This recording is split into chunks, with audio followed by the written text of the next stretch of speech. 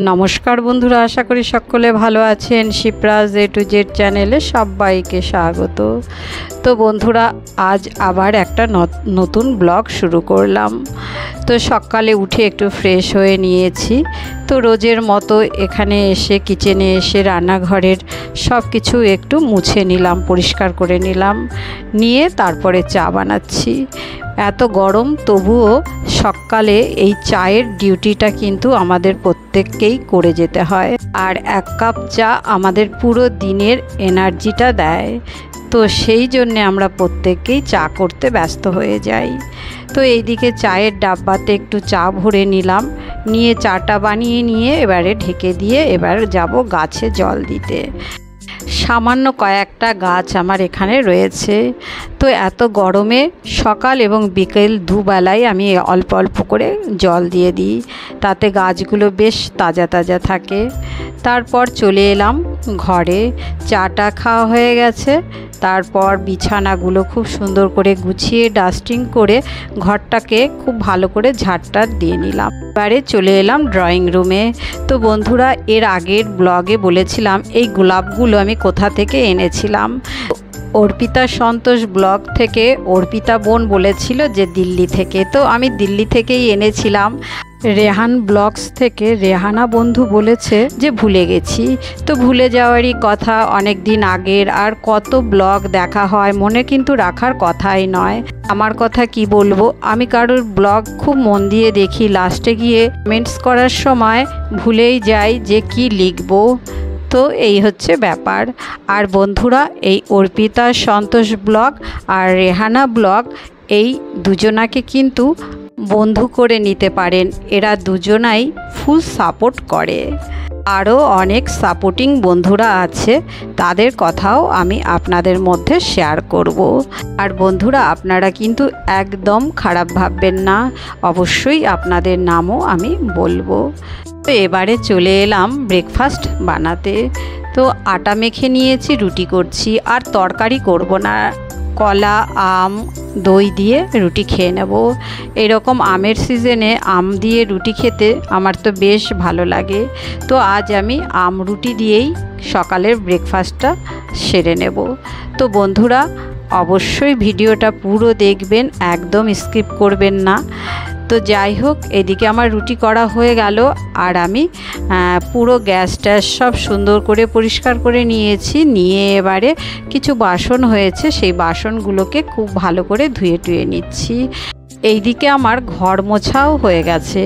ঘর মোছাটা আজকে আর আমি বন্ধুদের মধ্যে শেয়ার করলাম না, কারণ হচ্ছে ভিডিওটা অনেকটাই বড় হয়ে যাবে। কারণ আজ আমি একটা সুন্দর একটা রেসিপি দেখাবো। তো বাসনগুলো আমার খুব ভালো করে মাজা হয়ে গেল। এবারে বেসিনটাকে একটু খুব ভালো করে পরিষ্কার করে নিচ্ছি। তো বাসন টাসন মেজে নিয়ে এবারে চলে যাব বাথরুমে। কিছু কাপড় জামা রয়েছে, সেই জামা কাপড়গুলোকে কেচে ধুয়ে মেলে স্নান করে নিয়েছি। স্নান করে পুজো করতে চলে এলাম। তো আজ বেশ কিছু ফুল রেখে দিয়েছিলাম, মানে গতকাল ফুল নিয়ে এসেছিল, মালা টালা নিয়ে এসেছিল, গতকাল মালা পরিয়েছিলাম আর কয়েকটা গাঁদা ফুল রেখে দিয়েছিলাম। তো সেই ফুলটা দিয়েই আজকে পুজোটা করে নিলাম। তো পুজো হয়ে গেলে এবারে চলে যাব কিচেনে গিয়ে দেখা যাক কি রান্না বান্না করি। এদিকে উচ্ছেটা ভেজে নিয়েছি আর আলু ভেন্ডিটাও ভাজা করব, মানে সবজিগুলো স্নানের আগেই কেটে রেখে গেছিলাম। আর এইদিকে গাঠি কচু আর আলু সিদ্ধ করে নিচ্ছি, এটার একটা তরকারি হবে। ভাতটা একবার ফুটিয়ে গ্যাস অফ করে ঢেকে রেখেছি। আর এইদিকে পটল ভাজা। আর এই গরমে একটু লেবু জল প্রত্যেককেই খাওয়ার দরকার। আর বন্ধুরা বললাম যে একটা রেসিপি বানাবো, সেটা হচ্ছে দই, মিষ্টি দই বানাবো। এই গরমে কিন্তু একটু মিষ্টি দই হলে বেশ ভালোই লাগে খেতে। টক দই তো আমরা প্রায় গরমের জন্য সবসময় খাচ্ছি। তো আজ আমি একটু মিষ্টি দই বানাচ্ছি। তো এখানে হাফ লিটার দুধের মধ্যে আমি কিছুটা মিল্ক পাউডার অ্যাড করে দিলাম, যাতে দুধটা একটু তাড়াতাড়ি ঘনও হবে, আবার দইটা টেস্ট হবে। আর কিছুটা চিনি এইদিকে কড়াইতে দিয়ে দিলাম, ক্যারামেল বানিয়ে নেব। আর গ্যাসটা লো ফ্লেমে রেখেছি, রেখে চিনিটাকে নাড়াচাড়া না করে এইভাবে রেখে দেব। দেখুন একটু মেল্ট হচ্ছে, তো একদম নাড়াচাড়া না করে এরকম করেই রেখে দিতে হবে। আর ক্যারামেল অনেকে দুধ বা জলও ব্যবহার করে ক্যারামেল বানায়, তবে আমি কিছুই না দিয়ে এভাবে বানাচ্ছি। তো দেখুন এবারে চিনিটাকে এভাবে হালকা করে নেড়ে চেড়ে দিলাম, দিয়ে এবারে পুরোটাই নেড়ে নেব আর সুন্দর একটা রং চলে আসবে। তবে গ্যাসটাকে কিন্তু একদম হাই করা যাবে না। আর এদিকে হাফ কাপ মতো চিনি ক্যারামেল করেছি, আর হাফ কাপ এই যে দুধের মধ্যে দিয়ে একটু নেড়ে চেড়ে নিচ্ছি। মিষ্টিটা নিজেদের পছন্দ মতো দিতে হবে, আর মিষ্টি দই মানেই একটু মিষ্টি হবে। আর এইদিকে দুধটা বেশ সুন্দর ঘন হয়ে গেছে, আর এদিকে ক্যারামেলটাও রেডি হয়ে গেছে। এবারে ক্যারামেলের গ্যাসটা অফ করে দিয়ে এইদিকে নিয়ে এলাম কড়াইটা।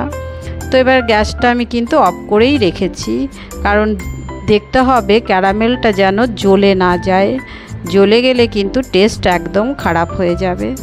তো আমি অফ করে এভাবে দুধ দিয়ে মিলিয়ে নিচ্ছি। অল্প অল্প করে দুধ দিয়ে মিলিয়ে নিতে হবে, একবারে দুধটা দিলে কিন্তু গায়ে ছিটে আসতে পারে। তো দুধটা পুরোটাই ঢেলে দিলাম, আর এদিকে গ্যাসটাও অন করে দেব মিডিয়াম ফ্লেমে। এখন একটু 2-3 মিনিট নেড়ে চেড়ে নিচ্ছি। তো এখন দুধটা একটু পাতলা হয়ে গেছে চিনিটা দেওয়ার পরে, মানে ক্যারামেলটা দেওয়ার পরে। তো দেখুন আরও 2-3 মিনিট ফুটিয়ে নামিয়ে নিয়েছি। এবারে ঠান্ডা করে নিচ্ছি। উষ্ণ গরম যেমন হয় তার থেকে একটু বেশি গরমে রেখে দইটা বানাতে হবে। আর এদিকে দইয়ের সাজা, মানে পুরনো যেই টক দই, সেই টক দইটাকে একটু ছাঁকনিতে রেখে দিয়েছিলাম, জলটা ঝরে গেছে। এবারে এই দইটার মধ্যে এই দুধের মিশ্রণটা দিয়ে দেব।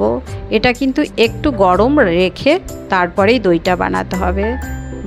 এই দুধটাকে কিন্তু একদমই ঠান্ডা করবেন না, একটু গরম রাখবেন। তো এবারে খুব ভালো করে মিক্স করে নিচ্ছি, নিয়ে এবারে সব একসঙ্গে মিলিয়ে নেব। নিয়ে আমি একটা ক্যাসারোলের মধ্যে দইটা বসাবো। আপনারা চাইলে মাটির পাত্রেতেও বসাতে পারেন। এবার খুব ভালো করে হ্যান্ড উইচ দিয়ে খুব ভালো করে মিক্স করে নিচ্ছি। তো বন্ধুরা এই গরমে কিন্তু এই রকমভাবে একটু মিষ্টি দই অবশ্যই বানাতে পারেন। বাজার থেকে তো আমরা কিনে এনে সব সময় খেয়ে থাকি, তো ঘরেও একটু বানালে বেশ ভালোই লাগে। তো একটা ফয়েল পেপার দিয়ে খুব ভালো করে টাইট করে এভাবে আটকে রেখে একটা টাওয়ালের মধ্যে দিয়ে আমি খুব ভালো করে মানে প্যাক করে এই রান্নাঘরের এক কর্নারে রেখে দেব। তো এই দইটা আমার প্রায় 6 থেকে 7 ঘন্টা মতো রেখে তারপরে আপনাদের কাছে আবার ফিরে আসছি। তো এইভাবে রেখে দিলাম। তো বন্ধুরা আমি 8 ঘন্টা পর ফিরে এলাম। দইটা কিন্তু ভীষণ সুন্দরভাবে জমেছে, আর দইয়ের কালার আর টেস্ট দুটোই কিন্তু অসাধারণ হয়েছে। এটা ছোট বড় প্রত্যেকেরই ভীষণ পছন্দের একটা দই বানিয়েছি। আর আমি এখনও ফ্রিজে দইটা রাখিনি, দইটা ফ্রিজে রেখে খেলে আরও দারুণ টেস্ট লাগবে। তো দেখতেই পাচ্ছেন বন্ধুরা দইটা কত সুন্দরভাবে জমেছে। অবশ্যই এই রকমভাবে আপনারাও তৈরি করে দেখবেন বাড়ির সবাই পছন্দ করবে। বন্ধুরা কেমন লাগলো আজকের ব্লগটা? যদি ভালো লাগে তাহলে অবশ্যই সঙ্গে থাকবেন। প্রত্যেকে ভালো থাকবেন। ধন্যবাদ।